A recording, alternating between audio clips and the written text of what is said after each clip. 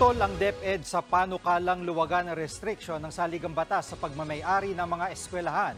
Posible raw itong maging banta sa seguridad ng bansa. Pero ang CHED, pabor naman sa tsa-tsa. Nasa frontline ng balitang yan si Mean Los Baños. The title.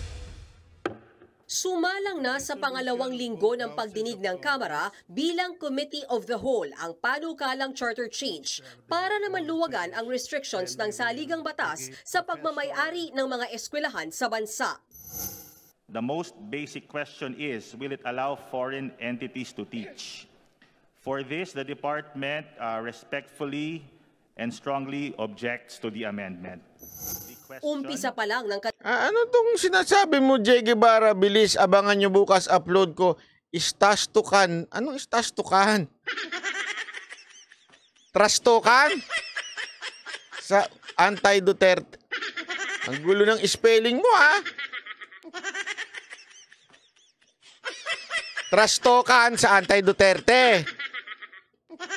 Tanggalin mo muna yung ano.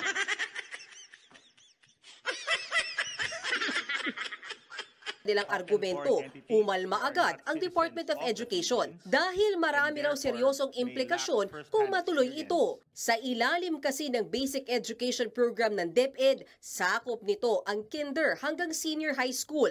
Crucial stage. Hindi ako payag dito eh. Hindi ako payag dito na tama yung sinabi ng DepEd. Agree ako sa DepEd. Hindi dapat hawakan ng foreigner ang yung kindergarten, 6-year primary. Ang gulo kasi. Nung panahon ko kasi isa lang ang tawag diyan dalawa lang, elementary, high school. Meron 6-year high school at dami yung pautot. Ito sa paglaki. Kailan ba binago yan? Nakaiirita ako sa mga, alam mo ito mga Pilipino talaga, gaya-gaya sa Amerikano. Di ba? Gaya-gaya kasi sa Amerika, may senior high, junior high. Tama na yung elementary tsaka high school. Dami yung hindi naman kasalanan ng DepEd ngayon yan. Dati pa yan eh. At pag-develop ng mga estudyante. Kaya mainam na mga Pilipino lang daw dapat ang magturo. Yan ako talaga. Dapat, ang elementary hanggang high school, Pilipino lang. Hindi dapat yan hinahaluan kasi alam mo naman ng mga foreigner.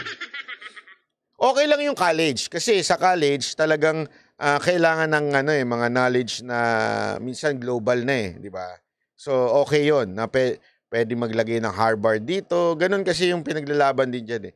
Na pwede maglagay ng Harvard o kung ano-ano pang mga napagmamay-ari ng ibang bansa. Pero pagdating sa elementary at saka high school, dapat talaga Pilipino lang. Pilipino lang nagtuturo para maano na yung kultura. Kasi sa Pilipinas pa nga lang yung kultura ngayon eh. Di ba? Nawawala na yung mga usapin tungkol sa kultura natin eh. Dapat manatili ho yun. Ha? Kulang daw sa kaalaman at karanasan sa kultura at values information ng mga Pinoy ang mga dayuhan.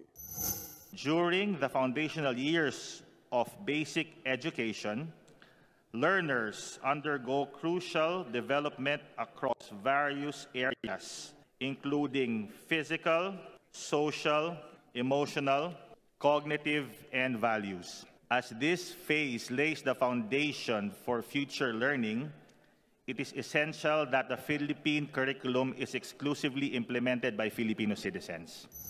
Bukod sa kalidad ng turo, posible rin daw maging banta sa seguridad ang panukala.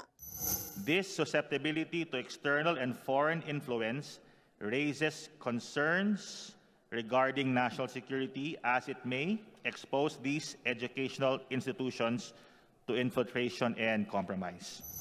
Sa ilalim ng 1987 Constitution, hanggang 40% lang ang pinapayagang maging pagmamay-ari ng mga dayuhan sa mga paaralan sa bansa. Kaya sa panukalang tsa-tsa, gustong singitan ng mga mambabatas ng katagang unless otherwise provided by law ang naturang probisyon. Ito ay para malaya silang baguhin ang nakasaad na restrictions kung kailangan. Pabor naman dito ang Commission on Higher Education o CHED. As a general principle, what we have observed in the other ASEAN countries over the past years is that opening up ownership and control of educational institutions in higher education has made them more competitive.